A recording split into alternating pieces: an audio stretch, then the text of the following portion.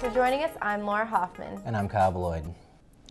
The Organization for Labor Equality, or POLE, is continuing its fight against international sweatshops. In the latest round of negotiations, POLE is attempting to rally support for a proposal for universities to adopt anti-sweatshop code into their policies. Wednesday, 2 former workers from Honduras were invited to share their stories. Brandon Davis has more. Concerned students gathered in Beering Hall Wednesday night to hear testimony of 2 Honduran slave shop workers. The Workers' Rights Consortium, an independent international organization in charge of conducting investigation of working conditions in factories, filed a 36-page report in November documenting violations by Russell Jerseys de Honduras. Russell Athletics has a contract to make Purdue apparel.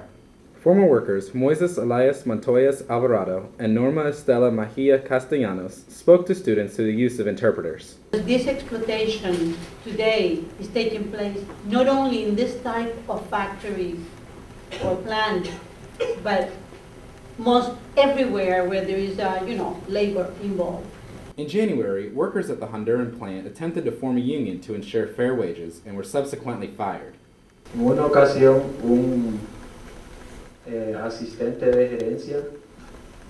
In one case, one of the assistants in the management irrumpió en una reunión que teníamos con un grupo de trabajadores. Broke out in a union meeting. Y en ese momento él manifestó In this moment he said de que si el sindicato se ponía todo en el término de un año, se iba a cerrar la empresa. And he stated that the entire factory would close down if the union was able to form within a year. Purdue has been a member of the Workers' Rights Consortium since 2000, but has refused to sign on to the much more rigid Designator Suppliers program. Members of the Purdue Organization for Labor Equality brought their concerns to former President Martin Jischke, who refused on the basis that it forced workers to join a union even if it wasn't in their best interest. Current President Franz Cordova also refused, although POLE officials met last night with Director of University Contracting to discuss possible changes to university policies. Workers are hoping that by reaching out to the international community, they can bring about change. Y todos aspiramos a poder devengar sueldos dignos con los que podamos. We want a decent and fair wage, not one that's ostentatious or over the top, just so that we can maintain a decent life. For Fast Track, I'm Brandon Davis. This is the time of year that we see snow and cold temperatures, then warm weather and thunderstorms within a matter of days. Let's go to Wolfe to find out why this happens. Hello, I'm Wolfe, and this evening we're going to talk about how the different seasons transition, and sometimes between winter and spring we can see severe weather as we have been seeing the past few days. Now first we're going to take a look at the winter jet stream. You can see during the winter time there's a big trough across most of the eastern third of the United States, a lot of cold, dry air. But then off to the west, you see a big ridge of warm, moist air. Now, with low pressure systems, they generally will ride up and down this jet stream here, and you will see they flow counterclockwise.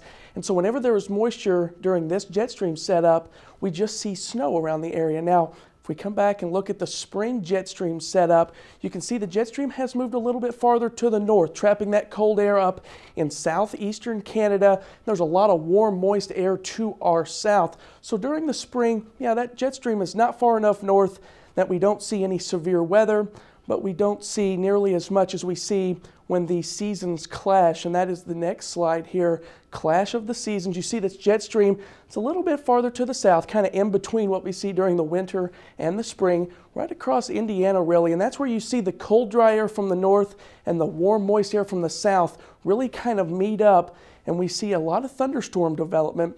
And if we go ahead and move forward, you can see this thunderstorm development. Now, this is very complicated, but you can see this blue line here indicates a cold front. Now, is what happens when you see this clash of seasons.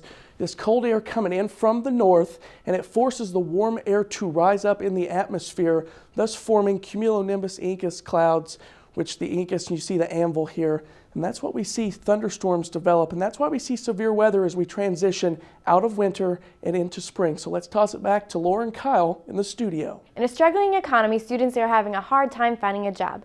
Phil Wrighthouse has tips on this edition of Your World, Your New Job. Hey everyone, Phil here again with another edition of your world, your new job.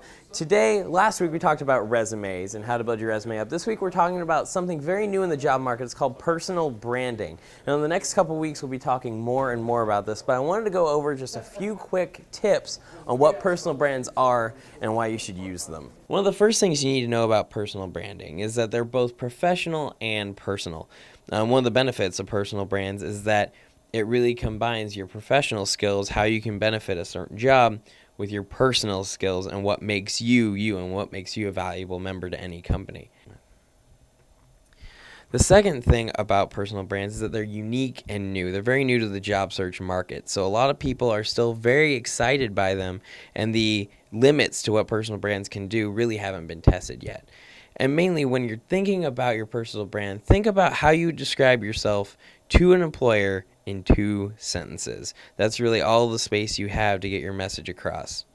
All right, so in short, personal brands are statements that you can use not only to show off your job skills to employers, but your personal attributes as well. In a tough economy like this, anything can help set you apart from the rest of the pack. In the next couple weeks, we'll be talking about how to build your personal brand and how to then use it when you're talking to employers. For Fast Track, I'm Phil Wrighthouse. Coming up after the break, we'll check in with our sportscasters for the Sports Roundup. And take a look at highlights from Purdue sports. All this and more coming up.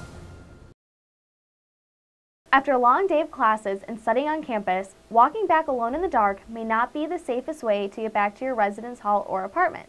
Luckily, there is the Purdue Student Security Patrol Safe Walk program, which is available for students and faculty that would like to have someone accompany them to their destination. The Student Safe Walk program provides students with a trained escort both to and from campus buildings to ensure that students feel safe on and around campus.